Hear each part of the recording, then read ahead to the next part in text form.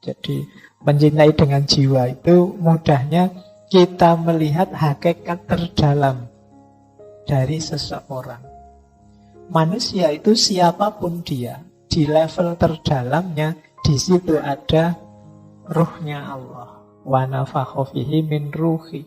Yang di situ ada citranya Allah.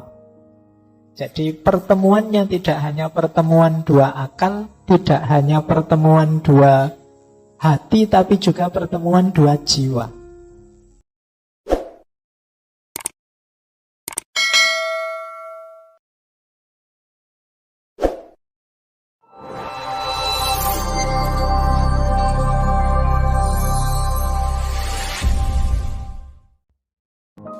Assalamualaikum warahmatullahi wabarakatuh.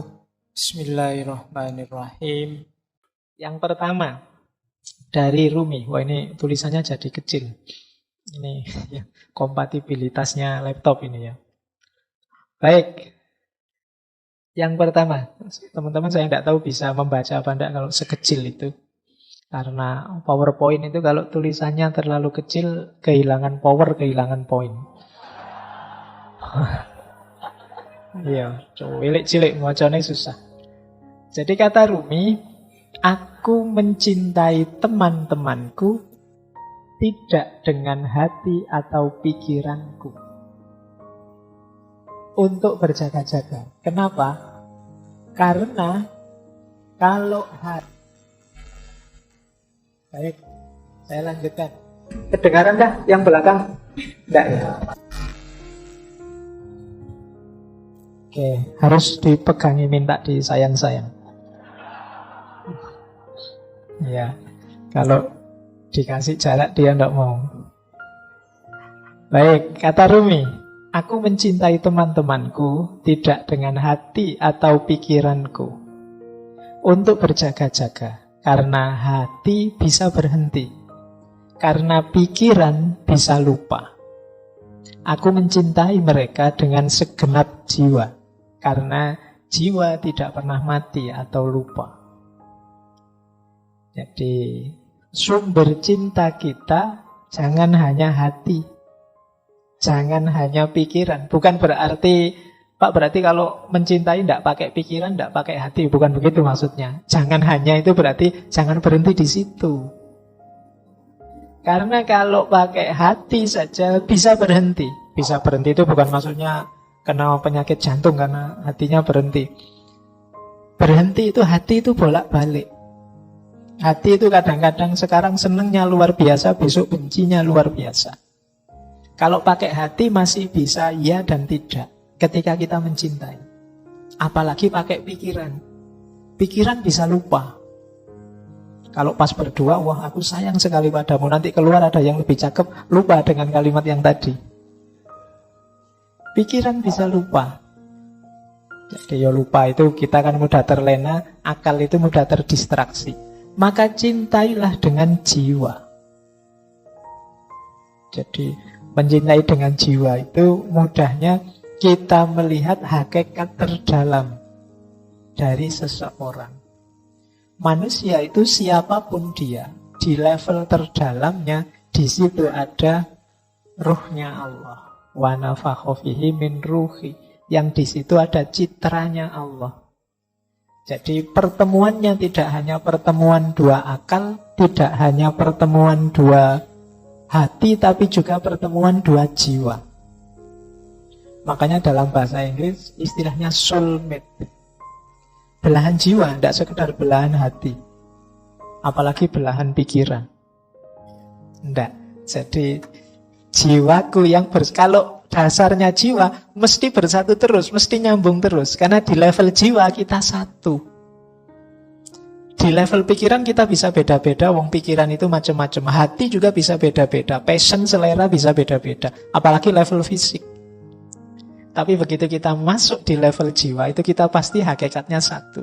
Di level ruh itu kita satu jenis, sama semua. Meskipun banyak orang yang mengabaikan sisi dalam rohaninya sehingga kelakuannya hanya didasarkan pada yang fisik-fisik. Maka mari mencintai apapun dan siapapun tadi di level terdalamnya. Jadi Kalau sudah level terdalam itu seragam, sama. Kalau fisik itu bisa beda-beda, ada cakep, ada jelek, dan lain sebagainya. Makanya kalau nembak kok ditolak kan kadang orang bilang, loh kamu jangan hanya lihat wajahku, lihatlah. Ya, kalau hati masih bisa berubah. Kalau kalimatnya lihatlah hatiku, hati masih bisa berubah-ubah, kurang dalam. Lihatlah jiwaku. Nah, oke.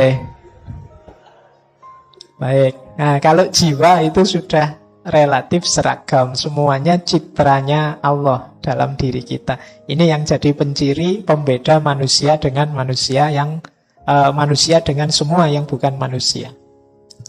Baik, jadi cintailah sahabatmu dengan jiwa. Jadi tidak lagi sepenuh hati, tapi sudah sepenuh jiwa. Baik, ini filosofinya agak dalam ya. Yang pertama ini, prinsip pertama. Prinsip kedua. Ini dari salah satu syairnya Maulana Rumi. Temukanlah seorang teman yang mau memaklumimu dengan kesabaran. Seperti menguji esensi dari dupa yang terbaik dengan meletakkannya di perapian. Minumlah semangkok racun yang disuguhkan oleh temanmu saat dipenuhi dengan cinta dan kasih sayang. Melangkahlah ke api menyala seperti Nabi terpilih. Ya, Nabi yang melangkah ke tengah api menyala ya Nabi Ibrahim. Rahasia cinta akan mengubah api menyala menjadi taman yang indah.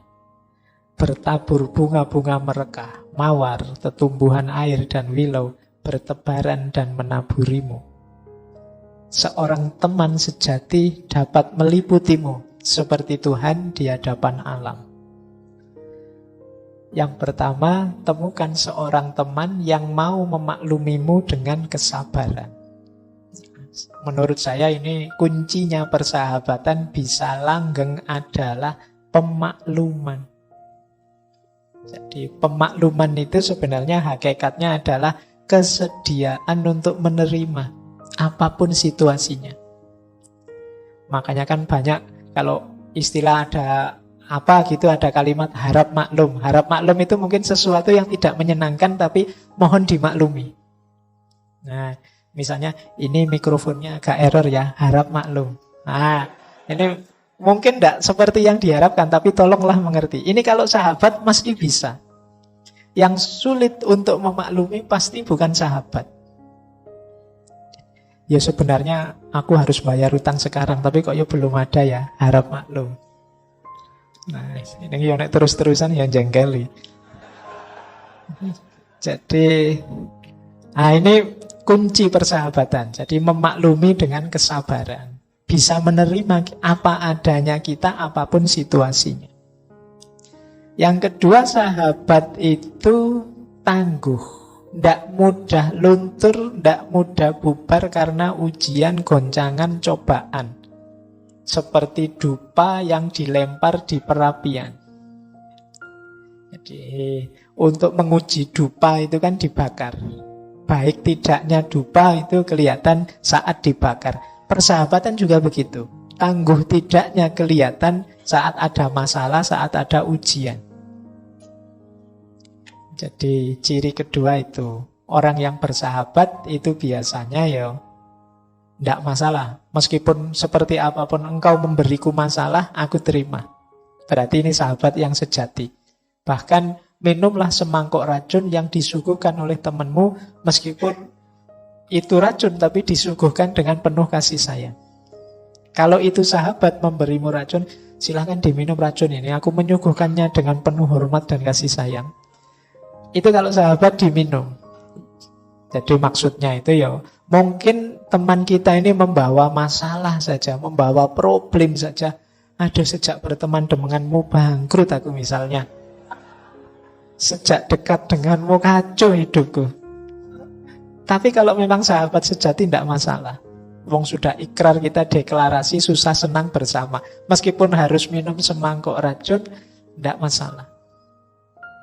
Jadi Maulana Rumi itu ya sering mengalami hal-hal pahit berdua sama Syekh Syamsul Tabriz. Bahkan Syekh Syamsul Tabriz sampai pernah diusir, sampai pernah menghilang. Karena murid-muridnya tidak suka dengan Syekh Syamsul Tabriz yang sangat dekat dengan Rumi. Iri dia, kok bisa dekat terus dengan guru murid-muridnya Maulana Rumi. Akhirnya Syekh Syamsul Tabriz kabarnya diusir. Bahkan ada yang punya riwayat akhir hidupnya pun ada yang bilang Syekh Syamsul Tabriz ini dibunuh. Di beberapa versi ada bilang begitu. Jadi ini ujian persahabatan. Sampai Maulana Rumi sampai lahir tarian yang sangat terkenal, Darwis berputar, itu kan saking rindunya berpisah dengan Syekh Syamsul Tabriz. Baik, jadi ini semacam sahabat yang membawa kepahitan. Tapi kalau memang sahabat, ya kepahitan akan semakin mempererat persahabatan. Nah, justru kesulitan dalam persahabatan akan mendatangkan kebahagiaan. Seperti hidup di taman yang indah, meskipun di tengah api. Nabi Ibrahim mantap sekali melangkah ke tengah api karena dia yakin dengan cintanya kepada Allah. Akhirnya api menjadi taman yang indah. Ini kemantapan level Nabi ya. Tidak bisa ditiru. Jangan nekat nanti. Saya cinta sekali Pak, saya siap. Tidak, jangan nekat ya. Termasuk yang akan datang ini sebentar lagi kan kurban. Oh itu ketulusan level Nabi. Jangan dicoba. Pak, tadi malam saya mimpi nyembelih teman saya. Tidak bisa begitu. Itu levelnya beda. Kan di Quran ada Pak. Iya, yang memahaminya tidak begitu. Makanya membaca Al-Quran itu ya harus ngerti ilmunya. Jangan dipotong dalilnya. Pak, saya mengalami seperti Nabi Ibrahim Pak. Mimpi menyembelih. Nah, sojo. Kamu salah memahaminya. Cara menarik maknanya tidak begitu. Baik, nah persahabatan ilustrasinya seperti Nabi Ibrahim yang melangkah ke dalam api. Dan buahnya, kata Rumi, pasti taman yang indah. Meskipun dari luar kelihatannya api. Berkorban untuk sahabat itu kan lega, membahagiakan. Alhamdulillah aku bisa menolong sahabatku. Alhamdulillah aku bisa meringankan bebannya. Nah, itu seperti mawar dan tetumbuhan serta bebungaan yang menaburi kita. Yang terakhir, seorang sahabat, teman sejati itu mewarnai hidup kita sebagaimana Allah mewarnai alam semesta ini. Sebagaimana Tuhan di hadapan alam. Jadi kalau kita punya sahabat itu sedikit banyak kita akan diwarnai oleh sahabat kita. Gaya kita ngomong, gaya kita berekspresi, mungkin diksi-diksi pilihan hidup itu pasti banyak diwarnai oleh teman dan sahabat ini. Baik, jadi dari 4 bait dari syair ini ada beberapa makna persahabatan. Yang pertama pemakluman, yang kedua ketangguhan, yang ketiga kesediaan untuk berkorban, dan yang terakhir persahabatan itu saling mewarnai. Nah ini nasihat Maulana Jalaluddin Rumi yang berhubungan dengan persahabatan. Yang ketiga, ini tadi saya bilang ya, ini saya potong-potong dari Fihi Mafihi, Diwanus Syamsul Tabriz, Masnawi, yang menurut saya ada hubungannya dengan persahabatan. Nah ini kalimat ini bagus. Tidak ada kerahiban dalam Islam yang ada kebersamaan dan kasih sayang. Nabi SAW selalu bertindak atas dasar kepentingan bersama. Karena pertemuan para ruh memiliki pengaruh yang besar dan penting. Sedangkan kesendirian dan mementingkan diri sendiri tidak ada manfaatnya. Jadi kalimat pertama, kata pertama tidak ada kerahiban dalam Islam itu sebenarnya ingin menegaskan bahwa dalam Islam semua orang itu dipandang setara. Setiap manusia dianggap bernilai. Jadi tidak boleh level. Manusia itu tidak boleh ada yang diposisikan level, ini manusia posisi tinggi, ini manusia posisi rendah. Karena satu-satunya di atas makhluk itu Khalik. Kalau ada makhluk yang kita posisikan di atas makhluk, itu berarti ada makhluk yang posisinya setara dengan Khalik. Kalau dalam Islam ini namanya musyrik. Maka iya, para ulama penting, guru-guru kita penting, tapi dia tidak di atas kita. Hanya memang fungsi dan peran serta jasa mereka besar. Jadi itu yang dimaksud tidak ada kerahiban. Tidak ada yang posisinya hierarkis. Yang ada semua setara, maka dalam kesetaraan itu relasi paling ideal adalah kebersamaan dan kasih sayang. Makanya Nabi itu orang-orang dekatnya tidak disebut muridnya atau anak buahnya, tidak. Tapi sebutannya sahabat. Jadi ini untuk menegaskan kesetaraan. Kalau sahabat setara, kalau setara roh dan roh bisa bertemu. Jangan merasa enak kalian lebih tinggi dari yang lain. Misalnya merasa, Pak saya lebih penting kok Pak, Pak saya lebih hebat kok Pak. Itu berarti kalian memposisikan diri lebih tinggi dari yang lain. Kalau kalian posisikan diri lebih tinggi seperti itu, kalian akan sendiri dan kesepian. Ruhmu tidak punya teman. Jiwamu tidak punya pasangan. Jadi relasi ideal itu relasi kebersamaan dan kasih sayang. Kalau ada kepentingan, ya kepentingan bersama, bukan kepentingan sendiri yang egois. Jadi dasarnya pertemanan itu ya pertemuan antara dua jiwa. Dua jiwa mungkin bertemu kalau itu sejajar, setara.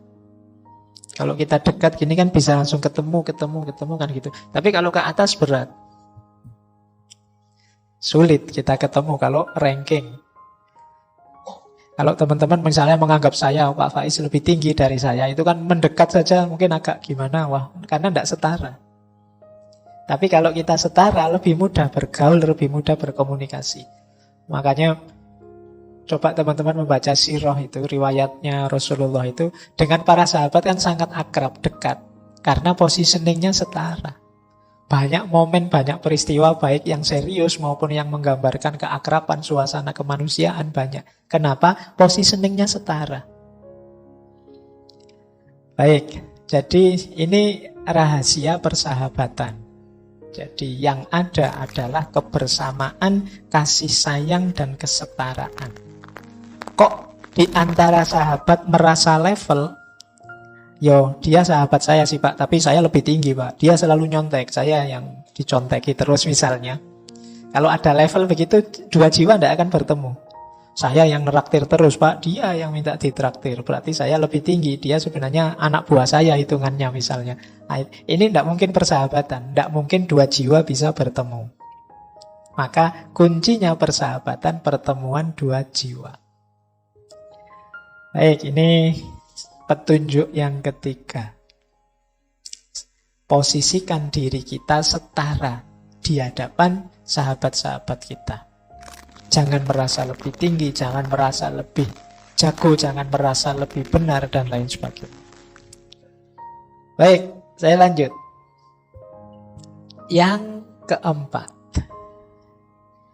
berbuat baiklah kepada orang demi Tuhan dan kedamaian hatimu sendiri. Agar selalu engkau lihat apa-apa yang suci. Dan agar engkau bisa menyelamatkan hatimu dari gelapnya kebencian. Berbuat baiklah kepada orang demi Tuhan. Demi Tuhan maksudnya untuk Tuhan ya, bukan orang lagi mengamuk-ngamuk sumpah demi Tuhan. Bukan itu. Jadi demi Tuhan itu, ayo nawaitunya untuk Tuhan. Dan kedamaian hati, mesti nanti hati kita damai. Kalau dalam Islam ada konsep fillah dan lillah. Fillah itu kita bersahabat di dalam Allah. Di dalam Allah itu dalam memang aktivitas yang secara formal, resmi, ini aktivitas yang mendekatkan kita pada Allah. Ya mudahnya fillah itu ya dalam ibadah-ibadah. Kita bersama-sama sholat jamaah, itu namanya kebersamaan fillah. Jadi di dalam Allah. Nanti ada lillah. Lillah itu aktivitas apapun. Mungkin bukan ibadah yang formal, yang mahdo, yang seperti sholat, zakat, dan lain sebagainya. Mungkin sekedar bersama-sama melakukan aktivitas apa, belajar bersama, atau santai bersama, dan lain sebagainya. Tapi nawaitunya lillah, untuk Allah. Misalnya, yuk makan bareng, yuk biar kita sama-sama sehat, sama-sama kuat, biar bisa ibadahnya tambah mantep. Nah ini aktivitas biasa, cuma makan, wong makan bareng, tapi terus jadi lillah. Karena Allah, nilainya ibadah. Ini juga demi Tuhan namanya. Jadi untuk Allah. Kalau dalam Islam itu kan aktivitas apapun, tidak harus aktivitas religius, bisa bernilai religius kalau niat nawaitunya pas. Bisa sebaliknya juga. Mungkin aktivitas keagamaan, tapi niatnya bukan untuk Allah karena Allah, ya bisa bernilai duniawi. Jadi ini maka penting faktor niat ini. Mari kita bersahabat itu konteksnya sepenuhnya fillah dan lillah. Kalau bisa begitu, akan ketemu dengan kedamaian hati kita, lebih nyaman. Tidak lagi relasi saling menaklukkan, menundukkan untuk pamrih-pamrih kepentingan yang macam-macam. Ini hanya untuk Allah saja. Lillah. Karena kalau tidak lillah nanti kita hanya dapat lelah. Ya, kalau ada, wah lelah aku meladenimu ini. Oh berarti belum lillah. Kalau lillah tidak mungkin hasilnya lelah. Baik, bahkan yang sepele-sepele dalam Islam itu ya bisa bernilai sangat mulia. Ketika apa? Niatnya pas. Sekedar makan di angkringan habisnya 6.500. Itu bisa sampai ke surga. Kalau niatnya pas. Pak, saya makan ini, Pak. Saya tidak ingin berlebihan makannya. Saya 5.000 sudah cukup, tidak perlu kekenyangan. Biar nanti malam saya bisa tidur nyenyak, terus bisa bangun sholat tahajud. Duh, angkringan aja bisa membawa ke kemuliaan. Jadi itu contoh. Jadi apapun bisa lillah. Apalagi yang fillah tadi. Nah, persahabatan itu antara lain dalam rangka ini.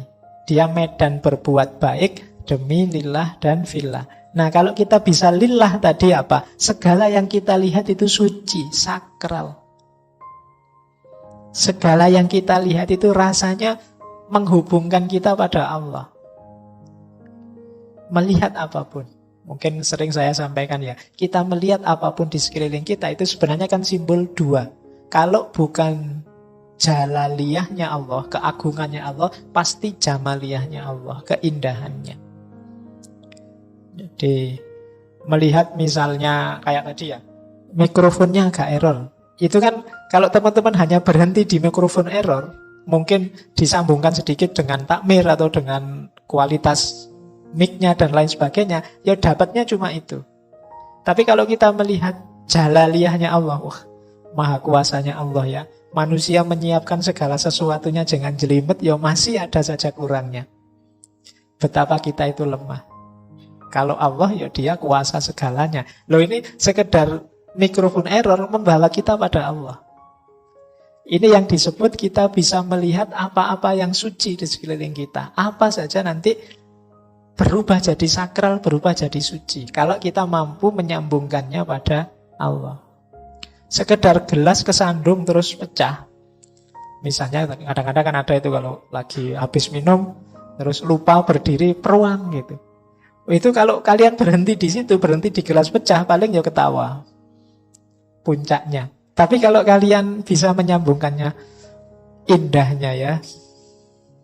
Kuasanya Allah, apa-apa itu indah. Wong sekedar gelas pecah saja kita bisa gembira. Nggak usah repot-repot nonton stand up, nggak usah repot-repot. Sekedar ada gelas pecah kita gembira, indahnya ciptaannya Allah ini. Nah, segala sesuatu jadi disambungkan pada Allah. Itu yang kalimat ini, agar selalu kamu lihat apa-apa yang suci. Kalau kita sudah bisa begini, selanjutnya apa? Hati kita akan selamat, bersih dari kebencian demi kebencian. Ada banyak alasan kita membenci sesuatu, tapi kalau alasan yang biasanya membuat kita benci itu kita sambungkan pada Allah, maka dia akan berubah jadi suci, jadi sakral, justru mendekatkan kita pada Allah. Misalnya ada orang yang kurang ajarnya luar biasa atau jahatnya luar biasa. Lalu itu kalau kita berhenti di fenomena kejahatan dan kekurang ajaran itu, lahirnya mungkin kebencian demi kebencian. Batin kita tidak selamat. Akhirnya apa? Jahatnya orang lain menjadi sumber buruknya kita. Dia yang jahat, kita yang benci. Kan akhirnya kita juga ikut jelek. Wong kita memelihara kebencian dalam diri kita. Biar tidak begitu apa? Posisikan dia seperti tadi. Dalam konteks fillah atau lillah tadi. Oh iya ya, memang Allah itu yang mengatur segalanya, menciptakan segalanya termasuk keragaman manusia. Ada orang baik, ada orang jahat. Ya kuasanya Allah, ujian bagi kita. Ini kan nanti urusannya terus ke atas. Jadi justru jeleknya orang lain jadi sumber keselamatan kita. Kenapa? Kita membacanya secara fillah dan lillah, demi Tuhan tadi. Nah ini nasihat yang keempat. Jadi dalam persahabatan, ya mari kita rangkai konteksnya adalah semuanya demi Allah. Sebenarnya dalam hal apa saja. Tidak mungkin dipisah, Pak ini urusan dunia, ini urusan akhirat. Kalau kita pinter memanage hati, memanage niat, ya semuanya bisa akhirat sekaligus dunia. Jadi yang dunia-dunia bisa bernilai akhirat, yang akhirat bisa bermanfaat untuk dunia. Ini menurut saya yang disebut beragama yang utuh, yang kafah.